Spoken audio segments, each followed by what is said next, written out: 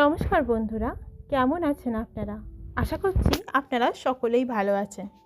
বন্ধুরা, আজকে আমরা জানাবো যে লোকনাথ বাবার তিরোধান দিবস কবে উদযাপিত হবে এবং এই তিরোধান দিবসে আপনারা কি করলে অনেক ভালো ফল লাভ করতে পারবেন। লোকনাথ বাবার পুজো দেওয়ার জন্য কি সামগ্রীর প্রয়োজন এবং কী মন্ত্র জপ করলে লোকনাথ বাবা খুবই খুশি হন, সেই সব কিছু নিয়েই আজকে আলোচনা করতে চলেছি। লোকনাথ বাবার একটি মন্ত্র হলো, রণে বনে জঙ্গলে যেখানেই বিপদে পড়িবে আমাকে স্মরণ করিবে। তার এই মত এবং কথার জন্য অনেকেই তাকে অনেক বিশ্বাস করে থাকেন।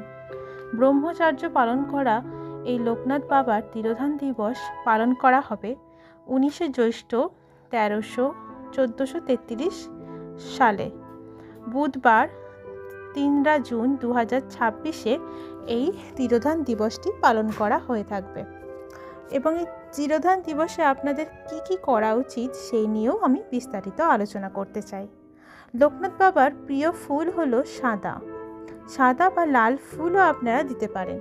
বেলপাতা, তুলসী পাতা, ধূপ, ধুনো, প্রদীপ, চন্দন, গঙ্গাজল, ফল, বিশেষ করে বাতাসা, কলা, নারকেল, দুধ বা পায়েস এইসবের ভোগ আপনারা দিতে পারেন।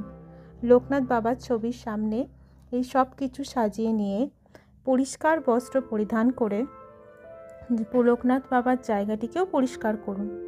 এরপর প্রদীপ আর ধূপ জ্বালিয়ে ফুল চন্দন অর্পণ করুন আর মনে মনে জপ করুন, ওং লোকনাথায় নমঃ। মন্ত্র জপ করতে পারেন বারংবার।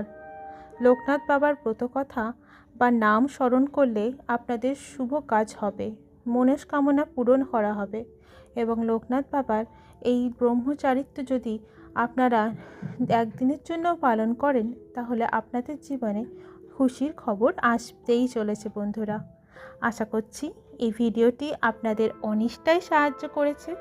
এই ধরনের ভিডিও পাওয়ার জন্য আমার চ্যানেলটিকে লাইক, শেয়ার এবং সাবস্ক্রাইব করে সাহায্য করবেন। ধন্যবাদ।